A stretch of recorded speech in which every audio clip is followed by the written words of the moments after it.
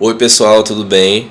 Eu quero agradecer aqui publicamente ao trabalho que o André Moré vem executando. De verdade assim, vem transformando profundamente todas as palestras, todos os conteúdos, tudo que está sendo feito. E o mais interessante, o mapa cabalístico. Em particular, esse trabalho foi muito, mas muito transformador na minha vida, porque me deu uma clareza dos pontos, dos obstáculos, até situações que surgem, né, na nossa vida que a gente não sabe, às vezes, o motivo, o porquê. Então, assim, foi muito, muito importante, tá? E eu recomendo, inclusive, para você que quer ter uma clareza maior das situações, de perceber quais são as influências, não como algo determinístico, mas como uma fonte de informações relevantes para você transformar, ter atenção, observar e retificar aquilo que precisa ser retificado, né? Então, eu agradeço de coração a você, André, todo o seu trabalho, tudo que vem sendo feito, todos os vídeos e principalmente esse mapa que para mim está sendo um deleite para a alma. É algo que, assim, tem detalhes, coisas que são desgostosas, digamos assim, né?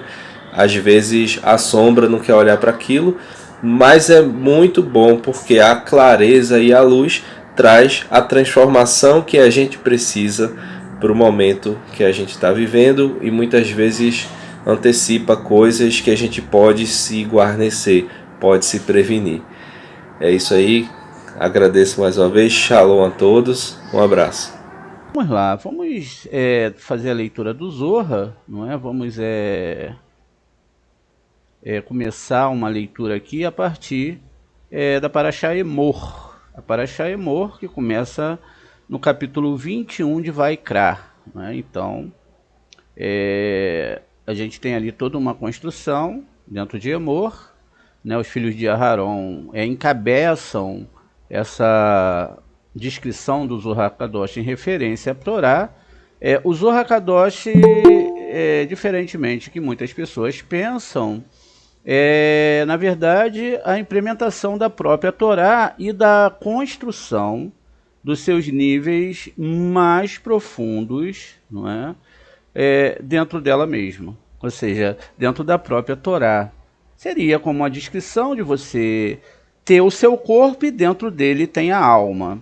O que o corpo representa? O corpo, ainda que tenha e seja uma roupagem da alma, ele é antagônico aos desejos da alma. Por isso que é importante ler o hebraico. O hebraico, ainda que a pessoa não entenda, é dito pelos nossos sábios que tem a linguagem da alma. Ou seja, mesmo que você não saiba, a sua alma fala hebraico.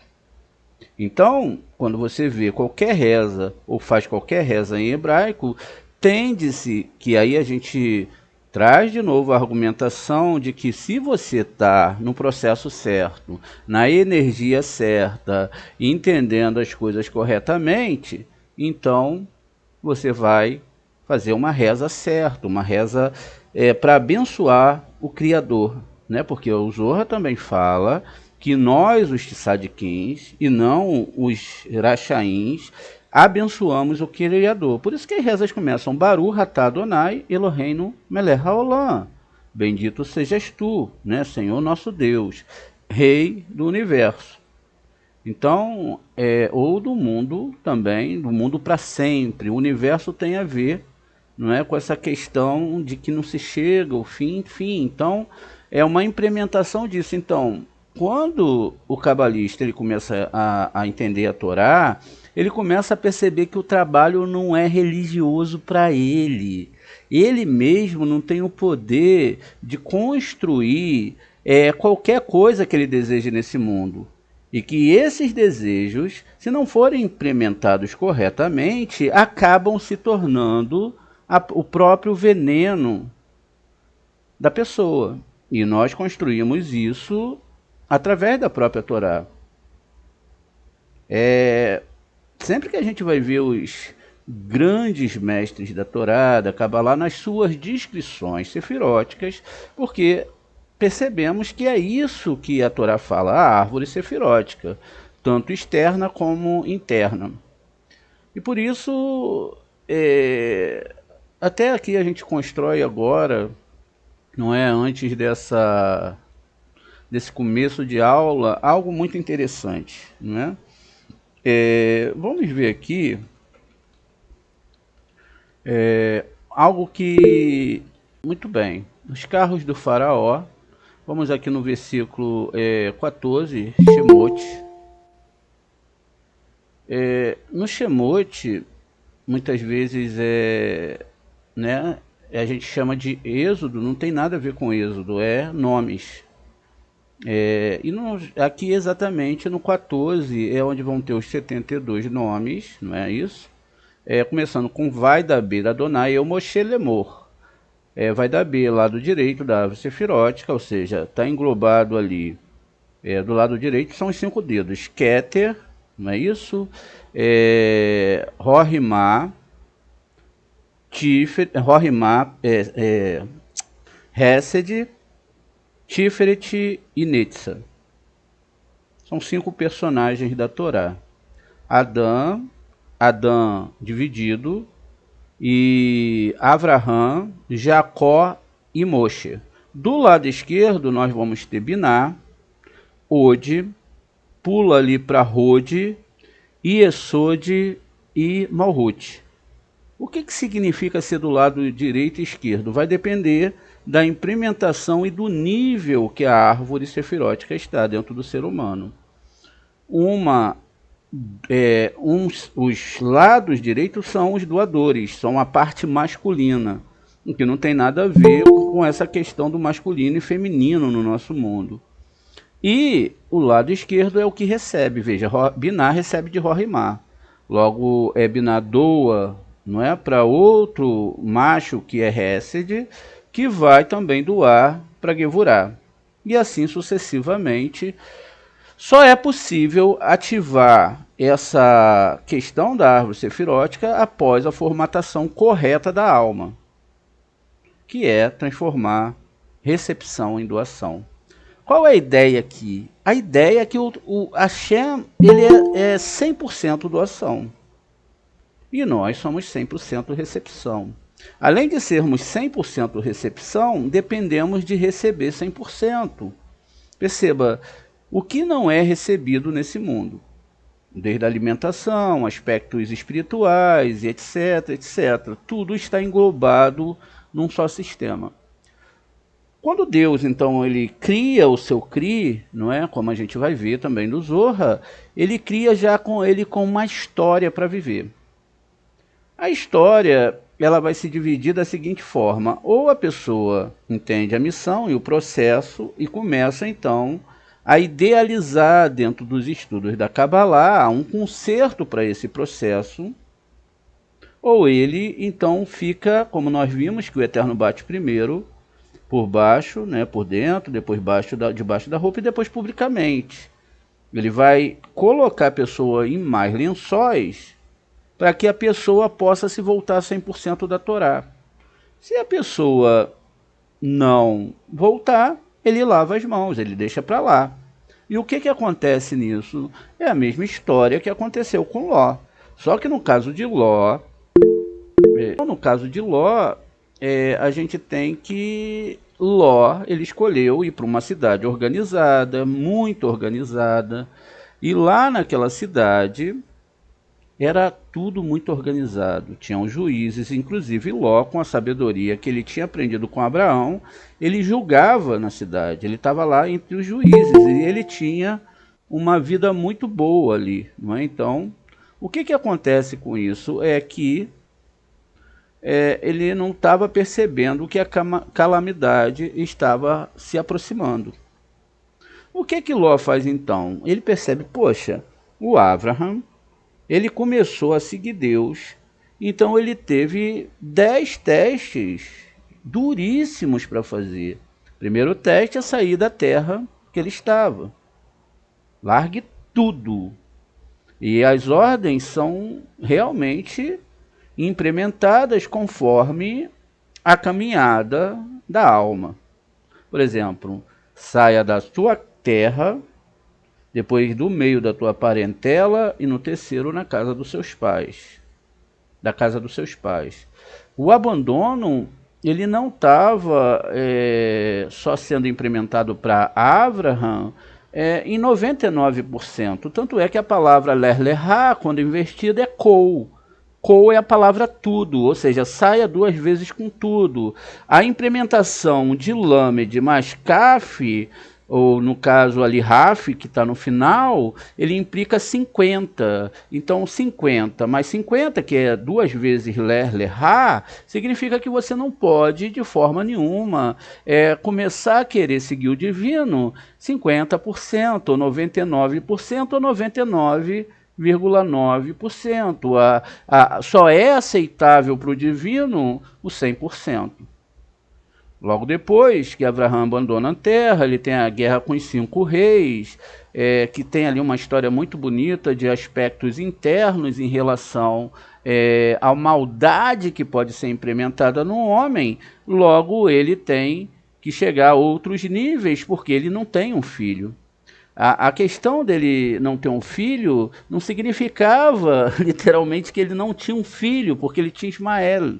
Ismael é muito mal interpretado e é tirado como o pai lá da nação islâmica, porque é defendido que Agar, a egípcia, ela, e também está ligada a Agar, perceba, Agar, a convertida, era realmente a mãe do primeiro filho. Pelos aspectos físicos e normais do cotidiano e daquilo que se segue dentro da implementação, é lógico que o primeiro é o primeiro realmente. Só que aí, se nós voltarmos para a Cabala vai trazer para nós uma linguagem totalmente antagônica a todas essas questões que são das histórias literais ao nosso mundo, mas vai mudar toda a questão, inclusive, dentro do nome Ismael está a palavra Shema. Então quer dizer ir, né? E Shema, El. E Deus ouvirá. Quem é El? El é justamente o nome com gematria 31 que está dentro da Sefirot lá, Hesed, ou da Sefirah Hesed. Então perceba que H e Ismael são uma Kipanogá, e é explicado pelo Zohar, dentro dessa Sefirot. O que não tem nada a ver, lógico, com as histórias que correm entre os povos e que trazem sobre eles um certo ego, uma parte egóica. Olha, eu sou de tal povo, eu faço parte, você não faz, e então a alma não tem cor e não tem nacionalidade. Quanto aos padrões reencarnatórios, nós devemos sempre estar do lado daqueles que defendem a Torá e a protegem com todo amor, que é o povo judeu. E entre o povo judeu existe ainda os sábios do Sode que chegaram muito além disso tudo, conseguindo espremer aquela uva que era a própria Torá escrita e tirar o vinho puro para alimentar a nossa alma. Percebe então que a coisa aqui ela vai caminhando e te levando mais para o lado espiritual e não sendo mais tão receptível quanto a causa que vai defender castas, separações, dentro de um é melhor que o outro, ou aquele é assim, o outro não é, não. E a Torá implementa isso justamente porque quando o Avraham sai, ele tem essa questão de que Deus ouvirá, quer dizer, mesmo no meio do caminho, E como todos vão passar pelas provas de Avraham, por isso que tem a Torá de Avraham, que é totalmente diferente da Torá que se conhece por aí, muitas vezes criada em cima desses aspectos. Quer dizer, a Torá não deixou de ser santa, mas o homem impurificou a Torá por causa da sua implementação, da divisão entre as almas. Ou seja, se a alma está num determinado CRI, que não está adequado àquilo que eu entendo, então essa alma ela é inferior. No conceito geral, a alma ela está ligada a Adão. E Adão era onde continham todas as almas. Todas as almas estavam dentro de Adão, significando que todos nós somos filhos de Adão. Na implementação da primeira destruição do mundo, numa alegoria sobre uma inundação aqui no nosso mundo, nós agora passamos a ser Bnei Noah. Bnei Noah é aqueles que eram filho de Noah. E isso é o que toda a humanidade é, filhos de Noah. Pela implementação física da história, se levarmos sem ser alegorias, todos são, não é, filhos de Noah. A implementação agora é que Noah ensina a Shem. Agora, na implicação da Cabala, Shem, como Jefter, e o outro filho de Noah. Então veja, a gente tem então que ali não são 3 filhos, mas são 3 níveis da alma. Por isso que eles estavam dentro da arca, que era a descrição da árvore sefirótica. Voltando então para a história de Avraham, ele aprende de Shem, a quem ele chama de Moré. Shem era o professor. Quando surge o termo Avraham, então Avraham, não é? Percebam, ele é o pai das nações. Muitas nações, não uma só nação, sairão de você. Pode falar. O Moré, então, os judeus também são filhos de Noa, porque eles descendem de Shem, são semitas. Exatamente.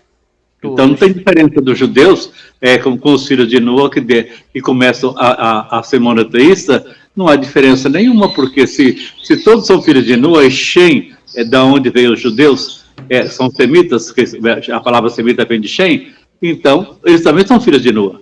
Sim, aí que tá. Aí é que entra as complementações da Cabala, né? Então você vai perceber que o filho de Noa, não é? Filhos de Noé, que são ditos exatamente, se não me falha a memória, ali no começo da história de Noé, não é? Gênesis 10, Bereshit 10. Vamos dar uma olhada aqui para a gente olhar os nomes, não é? Olhar e perceber os nomes. Perceba então, Bereshit 10. Aqui no Bereshit 10, ele diz o seguinte, vamos lá. Diz aqui, ó, deixa eu ver, essas são as linhagens, né, de Shem. Aí vai falar sobre Shem aqui, né, e você vai ver que Shem tem o nome de Shintav, Shimem, perdão, que é a primeira parte do Shema. Logo depois eu tenho o Ram, que eu tinha esquecido o nome, e aí eu tenho o Jefter, tá vendo? Cada um com a sua gematria associada, né? Shem tem exatamente aqui o nível 340, que na verdade é o que nós estudamos essa manhã, não é? Ó, Shimem. Agora, e qual é o nome de Ismael? Veja, Shema. Então quer dizer que essa história de que todos que estão dentro do Shem, porque chamar Israel está significando não tão bem aquilo que nós imaginamos, mas está implicando sobre uma questão de gematria 340, nesses dois primeiros nomes, onde o nome de gematria 26, que é o tetragrama, e o de Kei está dentro de Tiferet, ou que chamamos de Sol no nível astronômico, e no nível interno, Tiferet. E também é conhecido como Tiferet, que é uma estrela, na verdade, mas chamamos de planeta na linguagem da Kabbalah. E um satélite natural da Terra, que é a Lua, que tem ali implementado dentro dele o nome Shaddai. Agora, a percepção aqui é que esses nomes estão dentro da Lua, não é? E estão dentro do Sol, e logo que 314, que é o nome Shaddai, ele também está sendo associado ao nome Yud-Kei-Vav-Kei, que tem gematria 26. Logo, Shem é o Sol e a Lua. Também são duas letras mães que ligam os mundos superiores, entre Ror e Ma. O Shin está aqui nessa linha vertical, enquanto o Men é essa linha vertical, aqui também de baixo, que liga Netzah a Od. A percepção aqui é que o Deus, ele não é Deus de um grupo separado, mas ele é Deus de todos os anjos, de todos os planetas. E ele é Deus também de todos os seres humanos nesse mundo. Afinal de contas, se ele fizesse algum tipo de separação entre as pessoas, e deve-se observar bem essas coisas, para que nós não julguemos histórias que foram criadas por ele mesmo. Então perceba, a ideia que a Torá trouxe desde o começo, através dos nossos sábios judeus do Sod, trazem para a gente uma outra configuração dessa história. Quando nós nos salientamos e nos jogamos sobre o aspecto mental de outras pessoas que não sejam os sábios do Sod, ou dos mestres cabalistas, logo nós estamos sendo antagônicos a entender que todos os que nascem nesse mundo, que estamos falando do nosso sistema solar, mas é lógico que de todo o universo também, estão sobre o aspecto do Criador e não de outro, que fala que não tem preferência. Veja, então Abraham vem, não é? E ele sai da sua terra, é a primeira implementação. A segunda implementação, essa implementação está ligada a nós também, em sair. Qual é a ideia aqui? Ó, saia da sua cultura, saia daquilo que você entendeu, venha para um novo aspecto.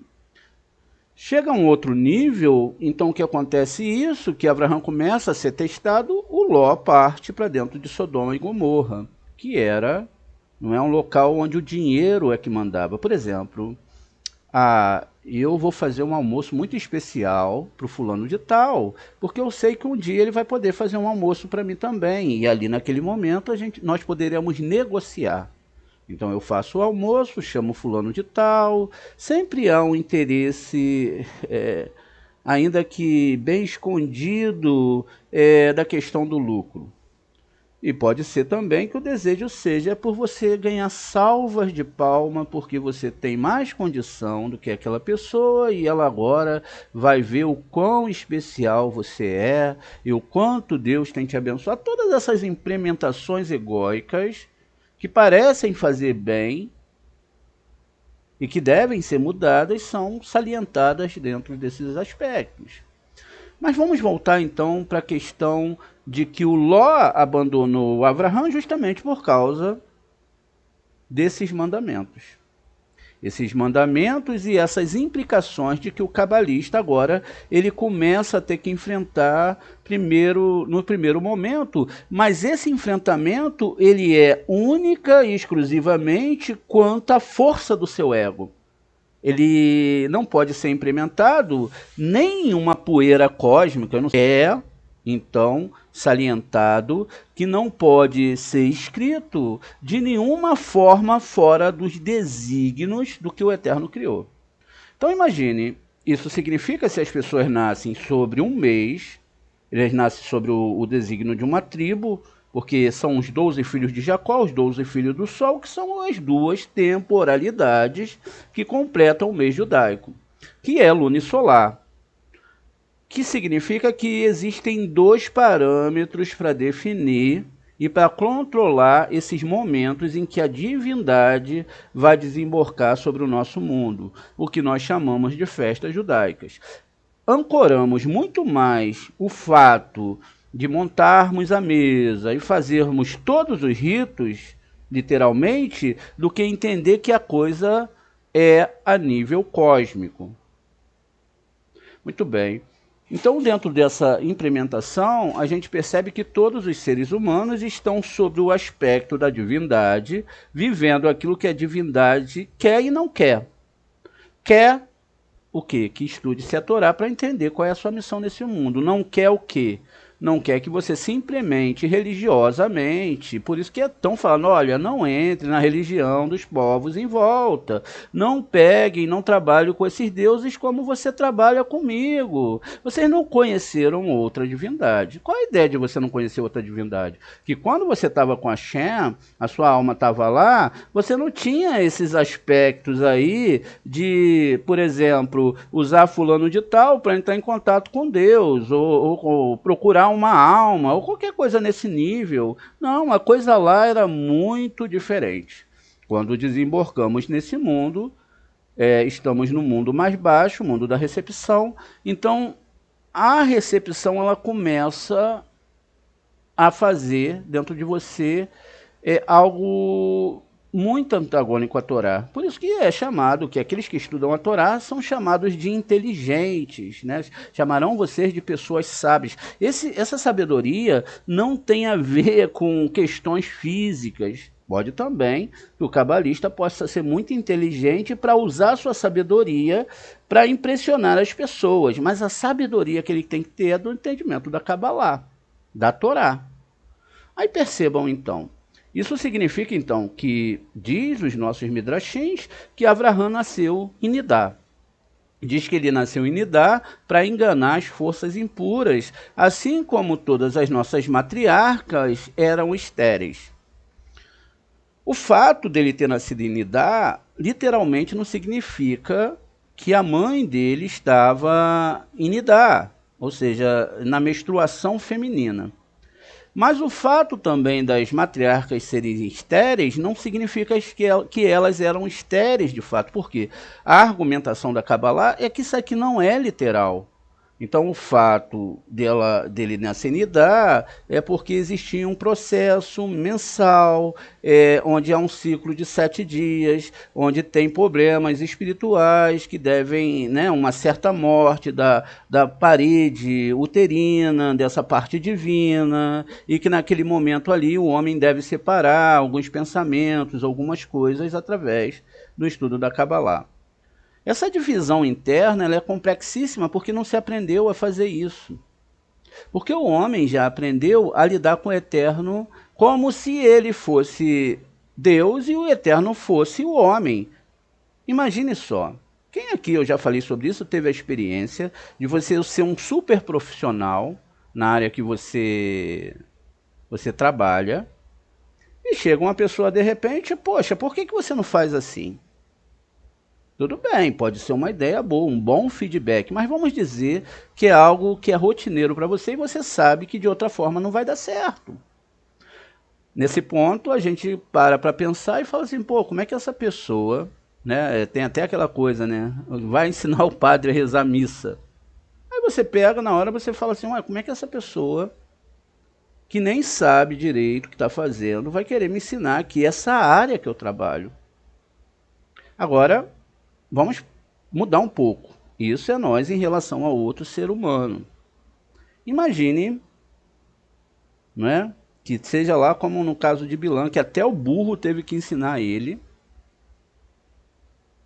porque ele não conseguiu, no seu nível de profecia, perceber que o Satã estava trabalhando com ele. E aí ele fala para o burro, né? Olha, obrigado, caramba. Agora imagine você ficar para o Criador, Criador, me dá isso. Criador, eu preciso ir pela direita, não vou pela esquerda. Criador, não precisa de nada disso, gente. O Criador já criou tudo. Ele já sabe de tudo, porque é ele que vai formar. Na sua boca, reza. Imagine se você pudesse, então, entender isso e mudar os seus aspectos internos. E ao invés de pedir coisas, curas, dinheiro, falar assim, muda o que está causando esse masal em mim. Ou seja, me tire da recepção. Conforme a pessoa vai avançando na Torá, e a conversa era essa no início, ela pode se tornar menos antagônica à recepção. Em que sentido? De saber que já está tudo programado. Mas a programação era, antes de conhecer o Zohar Kadosh e a Torá, de uma forma. Agora é de outra. Mas o sistema mecânico, vamos colocar assim, espiritual, só funciona através do momento que você entrar em doação. Fora isso, nunca, mas nunca, nunca, nunca, a nível de Torá não vai funcionar. Porque existe uma diferença entre nós e o Criador. O Criador é 100% doação. Por isso que ele não mata todos os pecadores. Por isso que ele permite que pessoas que talvez a religião nos ensine a odiar, e talvez também, né, as macerações que nós tivemos dentro dessa religião nos ensinem a odiar, mas é o próprio Deus que está dando vida para aquelas pessoas, para o muçulmano, para o cristão, para o budista, sei lá quem. E é ele mesmo que os alimenta. Então veja, e tudo, diga-se de passagem, sobre um julgamento perfeito. O nível do julgamento nós não sabemos. Por que que aquela pessoa, ou aquele grupo de pessoas, ou aquele estado, ou aquele país está passando por aquele processo? Não há nada ali, não é? Como a Morá falou no Terrilim, se ela lembrar aí ela fala, não há ninguém inocente. Se não há ninguém inocente e eu acuso alguém, eu estou acusando ao Eterno, que criou o Tribunal Celeste, de onde não passa uma poeira, nem para o lado direito, nem para o lado esquerdo. É o que é e acabou. Acabou. Só que aí o homem ele fica preso no Tikkun, fora da Torá. No caso do Avraham e do Ló, houve... Eu estou separando as histórias aqui, mas isso tudo é internamente, tá? É só para fazer uma construção. O Ló escolheu ir para Sodoma e Gomorra, ou Sidom e Amorrá. E lá ele viu que tudo era maravilhoso. Imagine um sistema financeiro arrumado, juízes, casas, etc. E o Abraham decidiu ficar no deserto, viver uma vida mais simples. Mas no momento que o bicho pegou, então também ali você pode interpretar como uma reencarnação. Diz que caiu uma chuva de meteoros, fogo, e depois foi jogado sal e enxofre para que nunca mais aquela alma pudesse reencarnar. Essa é a verdade. E aí existem muitas complicações e muitos parâmetros para se discutir dentro disso. Não percebam, então, que se Deus já sabe de tudo, mudar esses aspectos, como a gente estava vendo aqui no Êxodo 14, vai depender, não é? Do pessoal fugir do faraó, que é a recepção, e vai depender também de como você vai entender e implementar essa Torá. Então, Israel fugia, e ele fugia de quem? Da mão esquerda do Eterno. Enquanto a mão direita, que são os sefirotes superiores, ajudava, não é? E aí o pessoal começa a falar, olha, você trouxe a gente para morrer no deserto, e segundo os Zohar, deserto é Satã. Se vocês não sabiam disso, aprendam agora. Você trouxe a gente para morrer aqui na mão de Satã, não é? E aí é dito aqui, né, várias coisas, né? Muito bem. Diz aqui então que ele vai abrir a mão, né? E, enfim, que vai abrir o mar e toda essa questão que é muito distante do que a linguagem literal vai trazer da Torá em si, não é? Então diz que os mensageiros de Deus, uns estavam à frente, outros no meio, outros atrás, né? E ficou entre o exército do egípcio.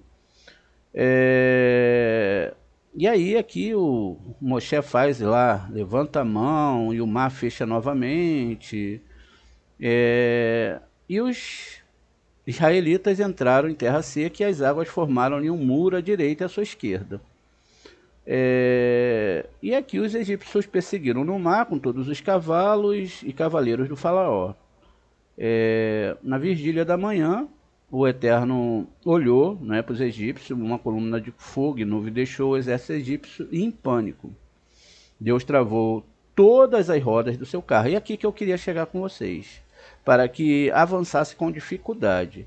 E os egípcios disseram: fujamos dos israelitas, porque o Senhor está lutando por conta do Egito. A metáfora aqui é a seguinte: toda a guerra se dá de madrugada e logo pela manhã começam seus processos. É o que a gente estava falando do Shaharit, Minha e Arvit. O corpo do planeta, vejam, eram 600 carros do faraó, que eram um sistema. Lógico que a gente sabe que tem uma árvore em Malhut e uma árvore da vida a partir de um outro sistema. Sabemos também que o próprio faraó é a mão esquerda do Eterno, porque Deus diz: eu criei o bem e eu criei o mal, nada se faz sem mim. Então veja, então a gente tem aqui 600 faraós, que são exatamente essas guerras internas egóicas que nós teremos. Quando o Mazal é definido aqui, ele vem, se ele não nasce com Torá, Cabala, ele já vem com aspecto amargo, dependendo da vida que a pessoa teve em outro momento sobre essa terra. Então, quando ele começa a estudar a Torá, ele vai precisar da força do Shema, que na verdade são Shaharit, Minha e Arvit. Por quê? Para contrapor esses carros aqui de baixo. Tá vendo? Esses carros que vão estar ligados à recepção. Então, conforme, vamos lá, eu começo a implementar, vou fazer X terlins para que Deus desbloqueie isso e aquilo. O que eu estou fazendo? Eu estou, assim, quando você fala que existe alguma força negativa que está antagônica àquilo que Deus definiu. Não. O que eu tenho que fazer? Rezar. Eu faço ao contrário, eu entro para dentro e falo: Deus, resolve dentro de mim esse problema. Quando o problema é resolvido internamente, aquela Sefirote que estava bloqueada, seja através do Shaharit, Minha e Arvit, porque o dia todo, principalmente quando chega na Minha, é um momento de maior ataque espiritual, e 9 horas da manhã, você deve estar preparado com as armas que são as rezas hebraicas, as meditações hebraicas. Para quê? Para que não venha um ataque de uma mamidote dentro de si. Mas se a pessoa não sabe, o que ela deseja? Ela deseja cada vez mais implementação nos seus tesouros, tudo que você pode imaginar. A gente já sabe aí que existe, não é? Muitas coisas. Poxa, Morel, eu não consigo um namorado. Por quê? O Mazal está fazendo isso acontecer com você. Você tem que consertar alguma coisa internamente para isso mudar. Morel, meu casamento não está dando certo. Tem ataques espirituais? Não. Existe um problema entre o casal que tem que ser resolvido. Porque um casal cabalista casa para um fazer o outro feliz. Mas quando você vê no outro que ele não te faz feliz, olha, essa pessoa, ela não tem o que eu preciso. Aí, o que eu preciso? Eu preciso de uma mulher para trazer cafezinho para mim, para lavar minha roupa, para fazer minha comida. Eu preciso de um homem que se mate de trabalhar para botar comida dentro de casa. Não é nada disso. Quando você casa com uma pessoa, você está disposto a ajudá-la a consertar o seu Mazal. Olha, eu estou aqui para te ajudar a estudar Kabbalah. Ou seja, o que a gente vai comer, o que vai ter é o Eterno que vai providenciar. Aí tem horas que, lógico, todos nós somos seres humanos, assim como Moshe. Moshe começou a rezar. Ele é eterno. E agora, veja, o agora não era um exército egípcio, não, era todas essas sefirotes vindo contra a pessoa para condená-la ao inferno e acabar com a alma dela. Não era nada de vida nesse mundo, não. Todo mundo vai morrer aqui, gente. A coisa era séria, mas as pessoas estão brincando de ser de Israel, ser muçulmano. Um dia é judeu, outro é muçulmano, procurando nas religiões uma explicação para os seus julgamentos pessoais. Querendo descobrir no ego algo que está errado da parte do divino, seja ele do lado positivo ou negativo, em que O ego arruma uma desculpa para falar, ai, por que está acontecendo isso comigo? Eu já vi tantas pessoas, poxa, eu sou tão bom, eu não faço mal para ninguém.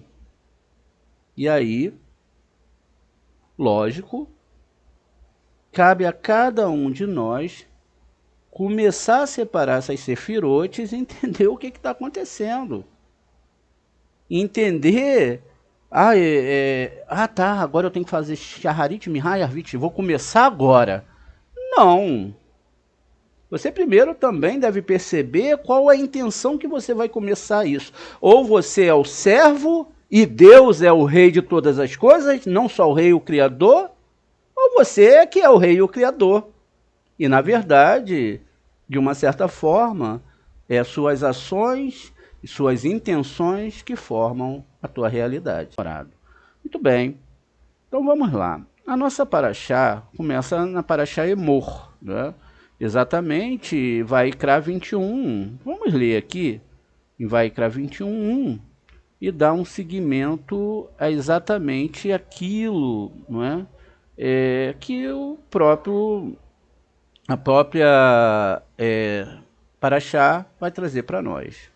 Veja, começa a nossa paraxá e ela diz aqui o seguinte: Vaiomer Adonai El Moshe Emor. Esse é o nome da paraxá. El HaKohanim Benei Aharon Ve A Maratá Eleihem Lenefesh Lo Itamar Be Amai. Be Amai, então, diz, não é? Aqui aos filhos de Aharon, né? Disse mais o Senhor. Moisés fala aos sacerdotes, filhos de Araão, e diz-lhe: ninguém se contaminará por causa de qualquer pessoa morta. A gente pode fazer uma primeira construção aqui. O que é uma pessoa morta? Na Torá, e no próprio Zohar e nos Midrashim, diz o seguinte: ninguém verá Deus e continuará vivo. O Zohar vai partir aqui de uma situação, em outro momento a Torá parte de outra situação. A pessoa morta em outra situação, não nessa literal, ela é alguém que morreu para recepção. Então, significa que ninguém que conhece Deus realmente vai continuar vivo para recepção. Ainda que, como eu disse para vocês, a luta entre doação e recepção vão ser intensas. E aí é a batalha que cada um deve fazer para ver se vai atravessar o Ein Sof ou não. Só se atravessa após essa morte. Mas a coisa é fatiada, como a gente viu, dentro dos níveis de reencarnação. A pessoa vem com 100%, conserta 40%, etc. Por quê? O próprio Caim fala para o Eterno: olha, não vou suportar pagar tudo que eu fiz numa vida só. Então também existe a possibilidade da alma ser dividida em vários corpos. Os níveis ali definidos foi que ele encarnou no egípcio, no Mitzrayim. Ele encarnou também em Itró, que era sogro de Moshe, e também como Korah. Isso significa que a alma se dividiu em três. O primeiro nível, de Nefesh, foi no egípcio e ele acaba morrendo para pagar o assassinato que ele fez. O segundo nível, de Zerampim, era Korah, que estava ligado a questões emocionais. Veja, a morte está ligada ao corpo, às questões emocionais, porque Korah teve ciúme. Já Itró, ele era parte da alma que correspondia a Nefesh. Por isso que ele é que vai ajudar Moshe, não é? A definir ali os trabalhos, como Moshe dividiria, as pessoas que ajudariam 100, etc., ou 1000, e assim por diante. Muito bem. Então essa paraxá, não é? A gente pulando sobre esses aspectos da questão morte, e que em certos aspectos é bom, né? Sempre é bom, porque a alma vai ser traduzida para o outro lado. Agora, ninguém quer morrer, não é verdade? Porque a Torá nunca ordenou isso. A Torá sempre falou: viva, siga o caminho da Torá, viva.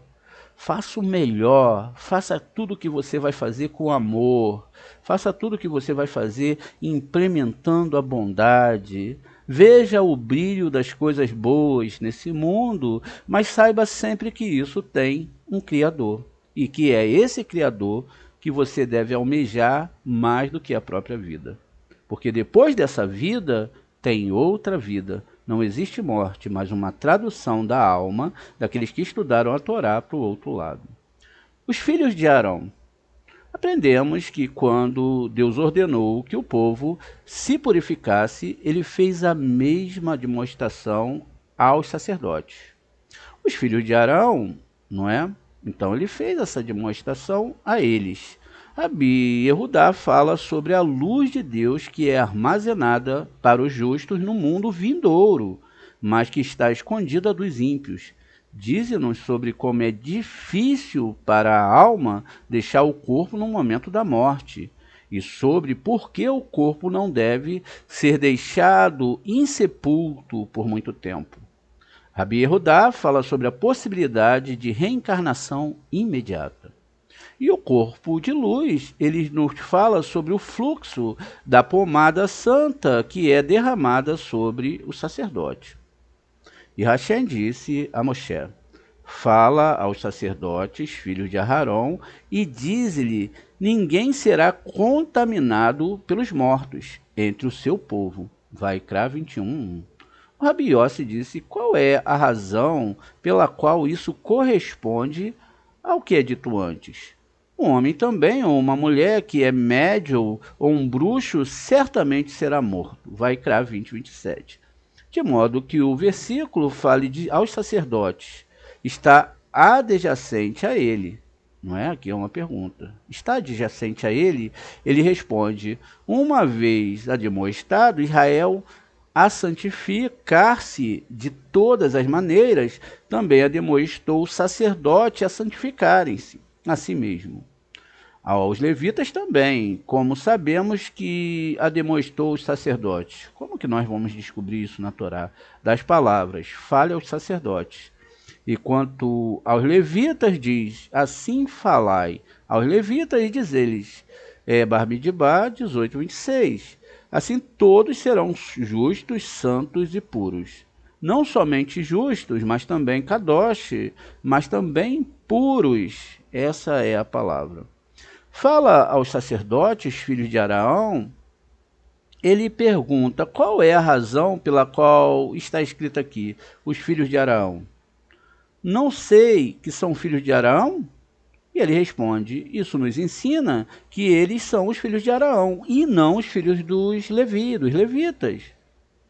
Porque Arão é o primeiro de todos os sacerdotes, pois ele foi, ele que o santo bendito seja ele, escolheu acima de todos para fazer a paz no mundo e porque as práticas de Arão o trouxeram a isto, pois Arão lutou ao longo de toda a sua vida para aumentar a paz e a shalom no mundo.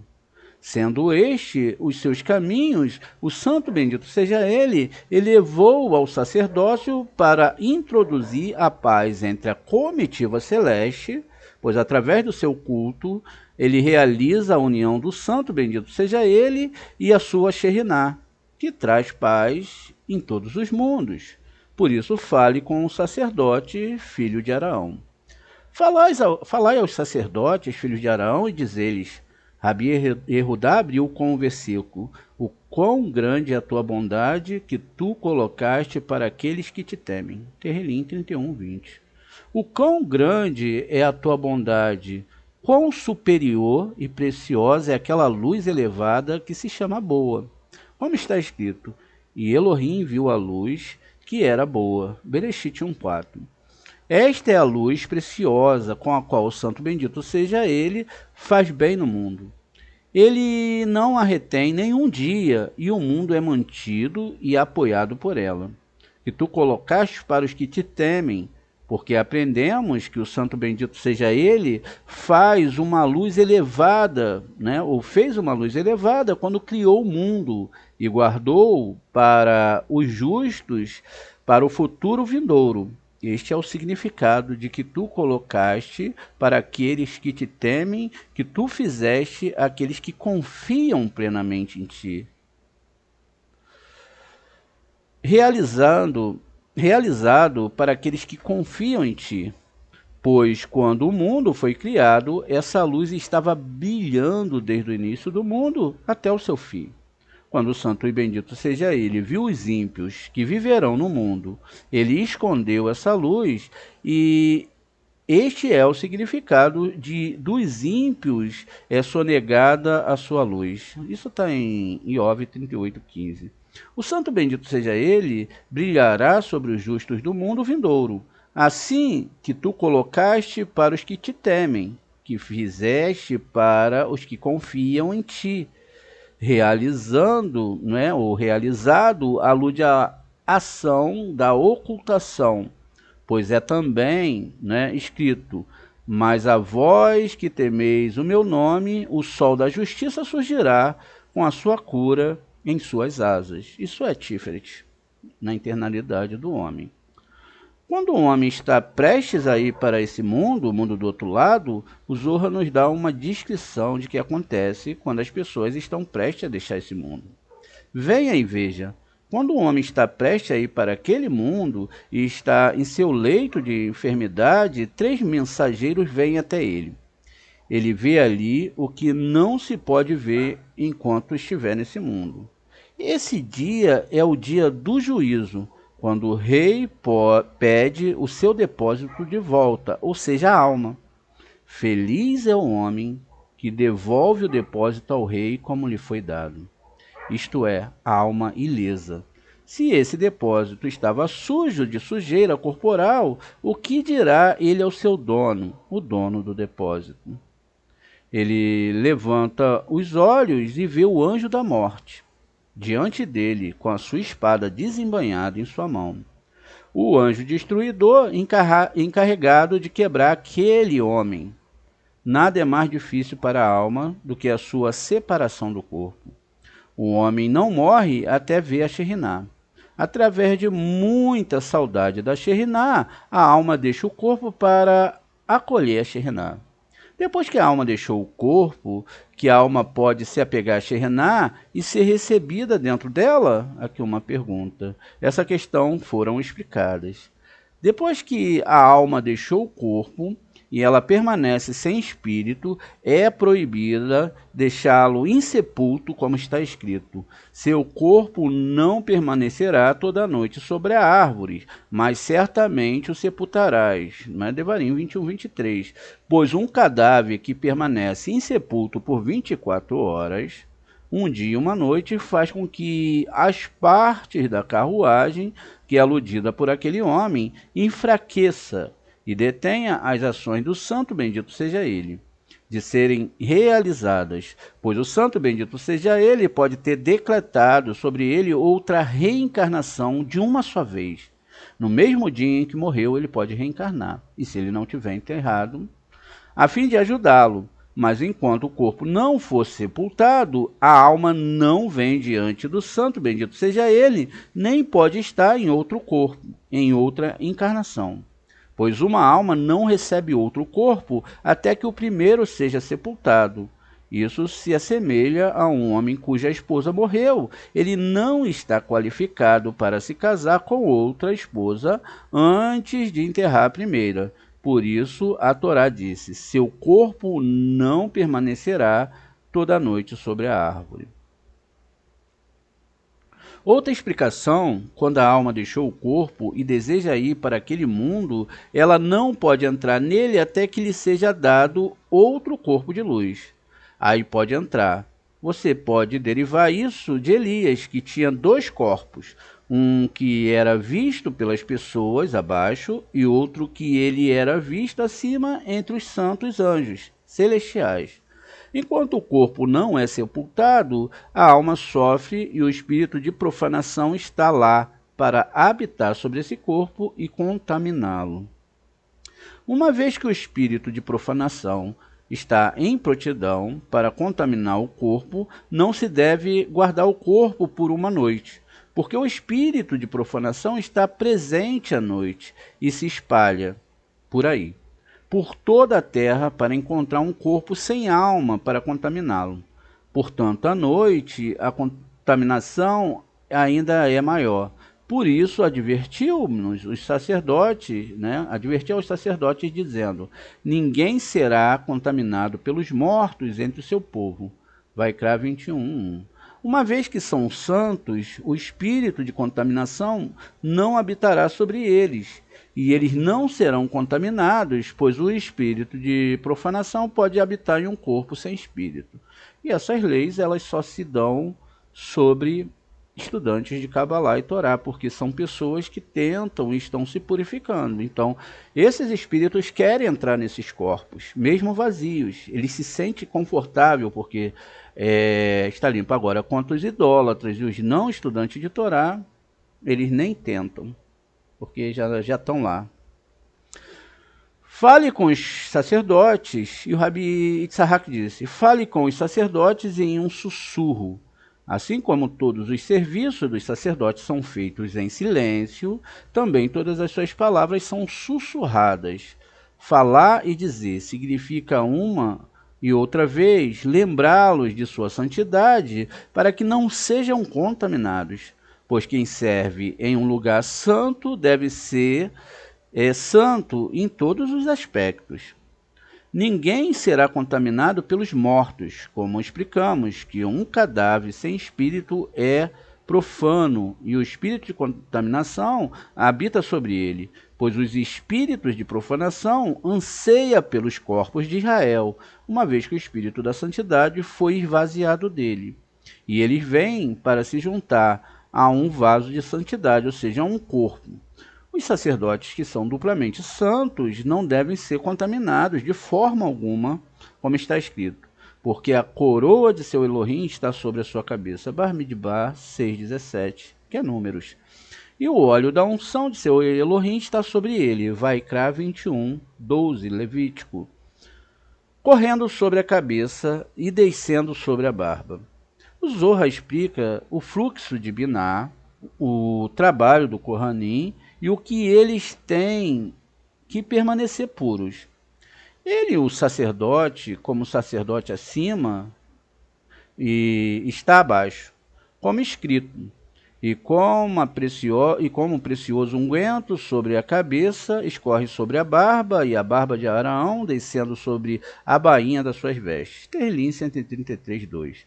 Este versículo foi explicado, mas a pomada preciosa sobre a cabeça é o óleo de pomada sagrado supernal, ou seja, a abundância de morrinho, que flui e sai com o local do rio mais profundo. Biná, de lá é que vem esse óleo. De acordo com outra explicação, ele flui e sai da cabeça para todas as cabeças, a mais escondida entre as ocultas, que é a cabeça de Ari Ampim. E certamente sobre a cabeça de Adão Kadmon, que é o homem primordial, que é Ari Ampim. O versículo nos ensina que é como a pomada preciosa que está sobre a cabeça, ou óleo, né? E escorre sobre a barba, a preciosa barba de Airampim. Como foi explicado, a barba de Araão refere-se ao sumo sacerdote celestial, ou seja, a barba de Zerampim. O que não tem nada, a gente está entendendo que não tem nada a ver, não é com nada desse mundo, são questões espirituais. O Zerampim no segredo de Rohimá, de Zerampim, ou seja, o próprio Abraham. Isso já foi explicado. Esta pomada, ou seja, a abundância de Airampim, está escorrendo sobre a bainha das suas vestes, sobre as sefirotes e sobre todas as ligações das letras hebraicas que estão ali, de Zerampim, pois flui e desce aos seres inferiores sobre as vestes de Zerampim. Da mesma forma, o sumo sacerdote abaixo desenha e é coroado pelo óleo da unção abaixo. Ele corresponde ao sumo sacerdote Hesed de Zerampim. Há uma dissemelhança entre o início e o fim desse versículo. Uma vez que está escrito, fale aos sacerdotes, os filhos de Araão, e diga-lhes, ninguém será contaminado pelos mortos entre o seu povo. O início do verso está no plural, enquanto o fim está no singular. Deveria ser dito, não serão contaminados, no plural, como no início do verso. Porque não haverá contaminação no singular? E aqui é uma pergunta. Ele responde, o versículo fala sobre o sumo sacerdote, ou seja, o sumo sacerdote acima. Rabi Erudá disse, mas está escrito, e aquele que é o sumo sacerdote entre seus irmãos? Vaikra 21:10. Isso faz alusão ao sumo sacerdote acima. Em vez do primeiro versículo, ele responde, é certo que sim, não haverá contaminação dos mortos entre o seu povo. Alude ao sumo sacerdote Zerampim, enquanto o versículo, aquele que é sumo sacerdote entre seus irmãos, como aprendemos, fala do sumo sacerdote abaixo. Como disse Rabi Tzahak, o sacerdote situado abaixo é semelhante ao de cima e deve estar em santidade, mais do que todos os outros, como aprendemos. Por isso o versículo falava dele especificamente, e ele não deve ser contaminado, nem mesmo por sua mãe e nem pela sua mãe, por seu pai. O que a gente está lendo aqui? Está falando desses aspectos da árvore sefirótica. Tá vendo? Os aspectos. Assim como o Zerampim aqui em cima, que é representado pelo sumo sacerdote, a Harão também representa esse nível aqui. E aí é lógico que a gente tem várias árvores sefiróticas, ele representa aqui o nível de Zerampim e do mundo de Asiá, que fica após o acoplamento do nosso Malhut, através dos estudos da Torá, lendo o que os sábios deixaram e chegando ao nível de doação, né, de amor e etc. E aí esse acoplamento é feito. Por isso que existem sacerdote de cima e o de baixo. Essa é a questão definida aqui pelo Zohar Kadosh. O segredo do candelabro. Muito bem. Aprendemos que apenas o sacerdote tem permissão para organizar e acender as lâmpadas no templo. Então, isso está lá em Hayá, Meheimá, é o pastor fiel. O sacerdote ele é ordenado a organizar diariamente a lâmpada. No templo, explicamos isso em relação ao candelabro, está o segredo e a semelhança do acima, já que a luz suprema, no óleo da unção, primeiro passa sobre o candelabro do sacerdote supernal, que são as primeiras 3 sefirotes de Zerampim. Então ele acende a lâmpada, a saber, as sefirotes de Malhut, as iluminações de fogo, e o faz iluminar, como está escrito, e como um precioso unguento sobre a cabeça. Terrilim 133:2. O óleo da unção do seu Elohim está sobre ele. Vaikra 21:12. Assim, somente ao sacerdote é permitido organizar as lâmpadas e acendê-las 2 vezes por dia, para corresponder à iluminação da unidade que ocorre 2 vezes. É a oferta diária que é oferecida 2 vezes ao dia, tudo o que é necessário. As velas estão brilhando por toda parte, por meio do sacerdote acima, do de baixo, para que haja regozijo e para que a alegria abunde em todas as direções, ou seja, à direita e também à esquerda, com o acendimento da lâmpada, pois esses 2 são realizados pelo sacerdote, para que a alegria abundante em todas as direções, o acender das lâmpadas e do incenso, já explicamos que a pomada e o perfume, o incenso alegram o coração. Michelei 27:9. A gente já percebeu que existe um sumo sacerdote abaixo e um sumo sacerdote acima. O sumo sacerdote abaixo ele tinha 8 roupas, que eram referentes de Malhut até Biná, 8 sefirotes. Vimos também que a palavra Cohen, não é, que a palavra sumo sacerdote, ou sacerdote é Cohen, tem gematria 75, que seria um caminho de Malhut até o nível 70, que é Hesed, dali até Biná seria metade do caminho. E aí 75 é a metade do caminho, seria onde você já não tem como ir. Toda a caminhada é pela ajuda do divino, mas ali uma implementação especial que deve ser elaborada de uma forma correta. Todos nós temos aqui o costume de deixar o sol nos pegar estudando a Torá, não é? E daqui por diante, nós temos o Ketoret Minha, né, que vai ser feito às 3 da manhã, Shaharit, não é? Que já vai ser aqui de tarde, de manhã também, não é? Aqui está meio trocado, aqui deve ter sido meia-noite, não é? E aí tudo bem, o Shaharit, enfim, depois vai vir um Arvit e a Minha também à tarde.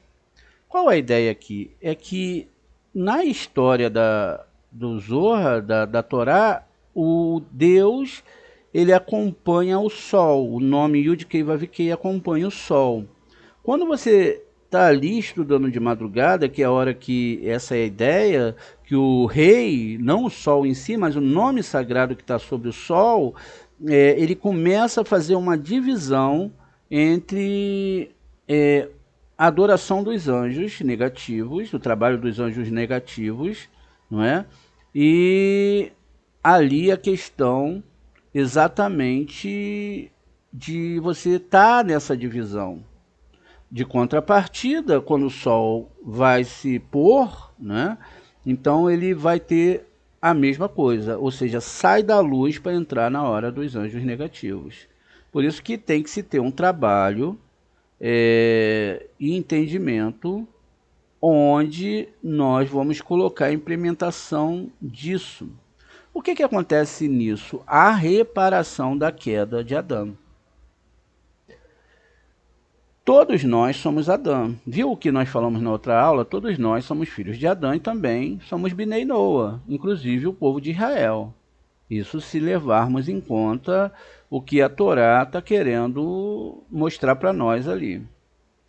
Já chega 3 horas, a gente já pegou a divisão aqui, o dia já pegou a gente estudando, não é? Já pegou a gente indo de novo, acordando, e a gente já conseguiu entender aqui a hora de acordar. Está meio desfocado, começa num lado, a noite está de um lado e o dia está do outro.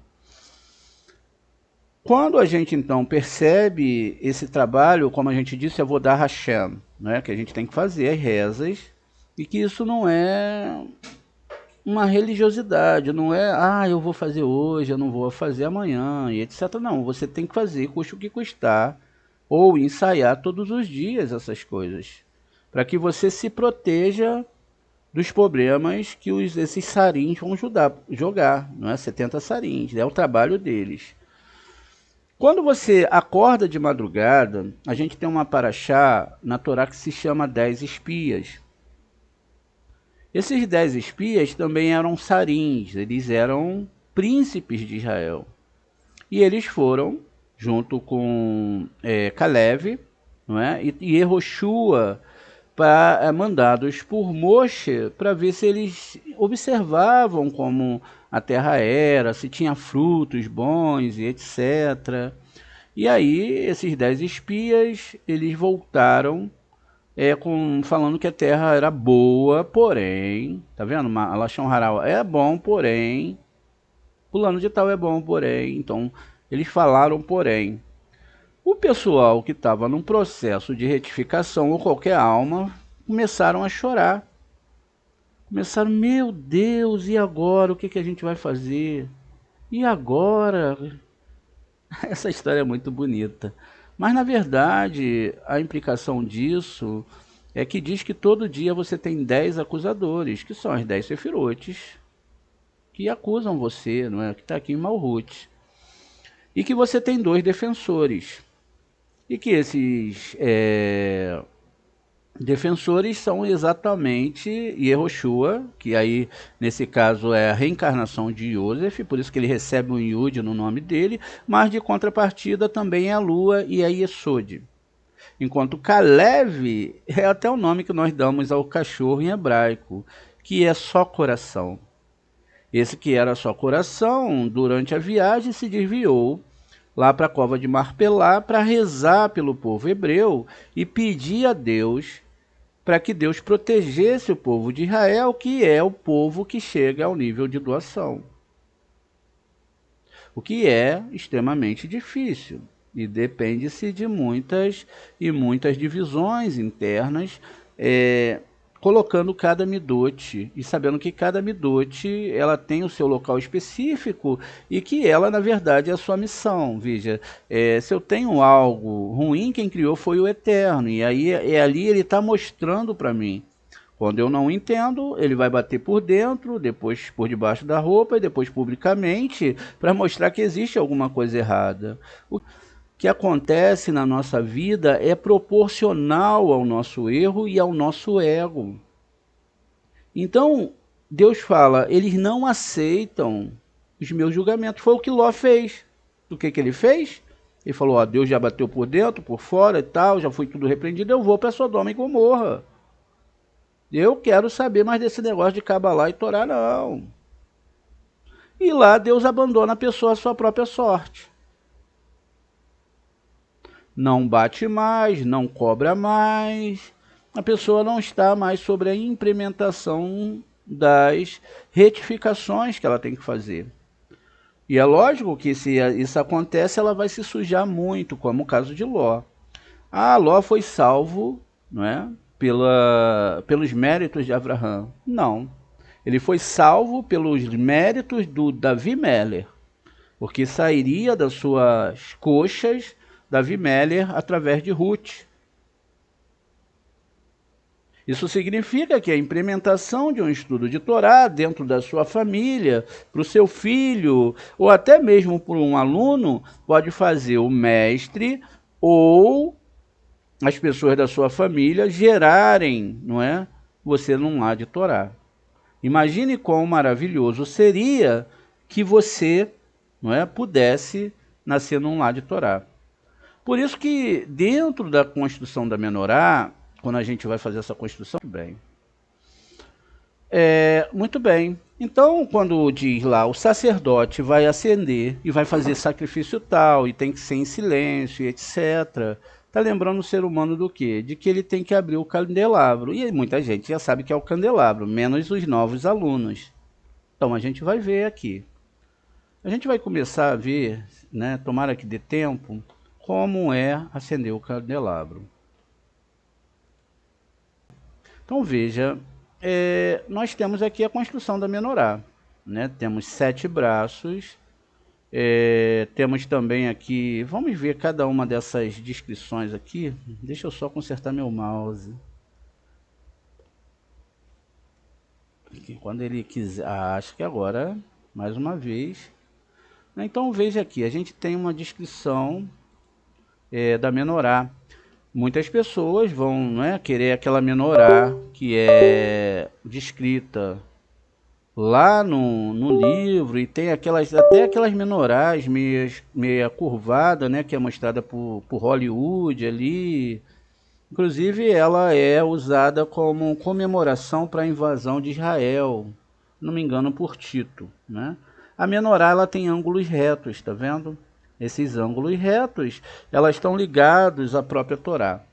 Então veja, cada uma dessas construções, não é? Vamos lá, a altura, cada um desses aspectos aqui da Torá, por exemplo, aqui 15 minutos ainda. Se esse mouse me ajudar, a gente vai conseguir acabar. Se ele não ajudar, veja, a gente tem perar, que são, não é, as flores que tem aqui em cima.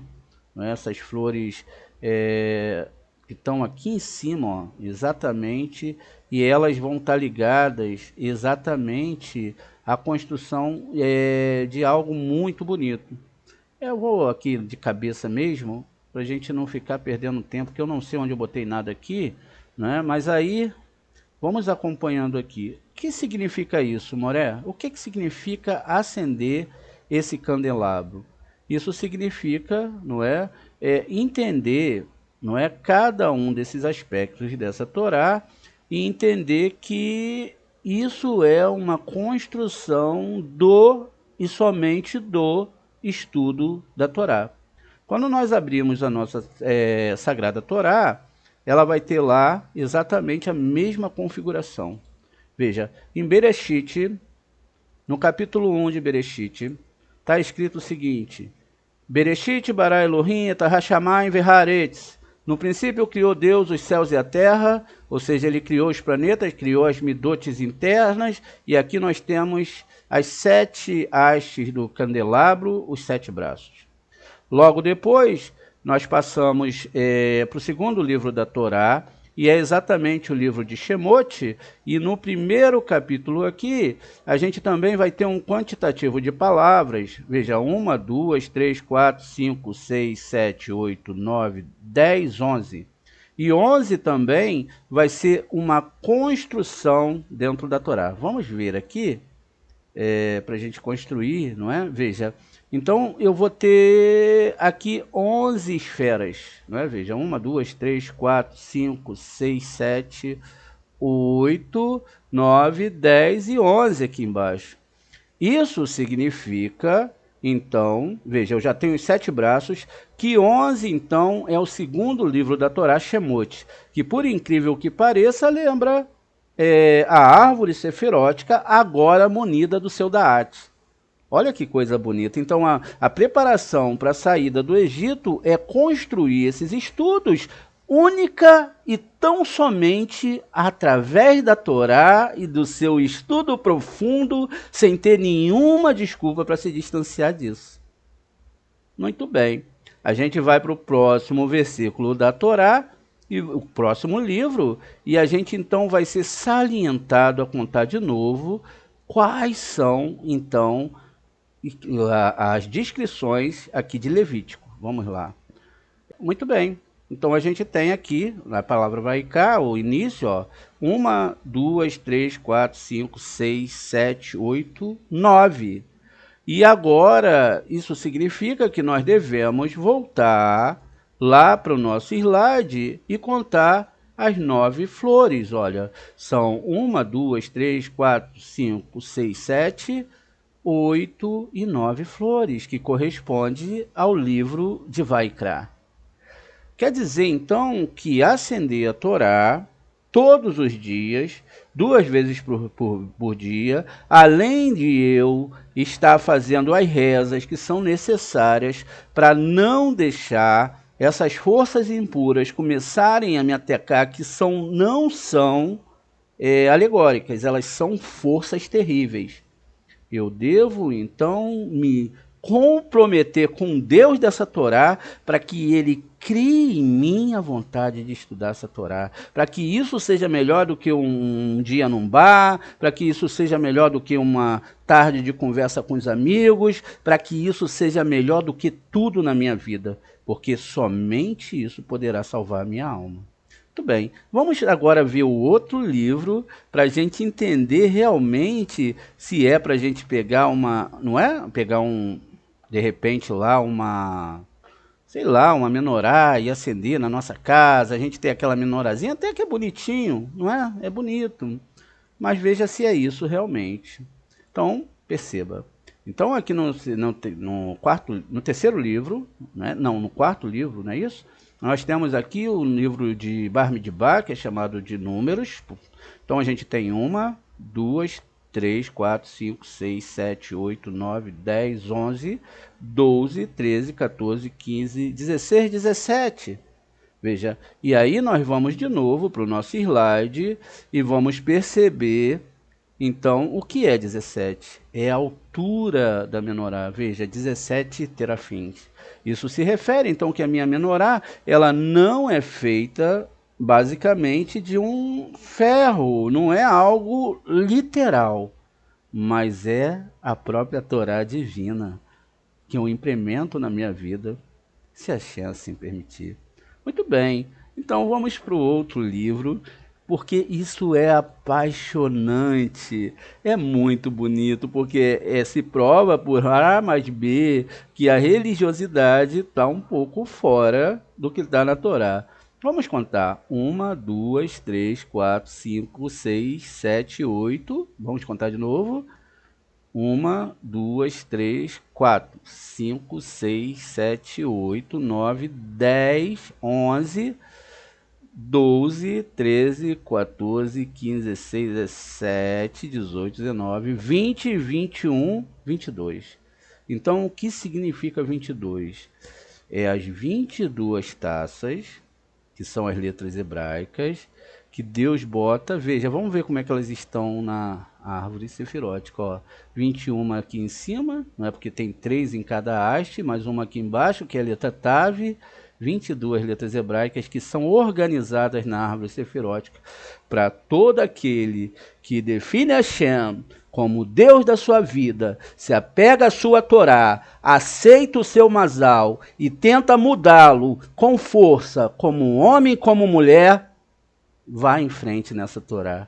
Porque esse Deus, se você conseguir acender isso corretamente, com todo o amor do seu coração, ele nunca falhará na sua vida. E você nunca mais abrirá a boca para reclamar de nenhuma situação, mas só de agradecer.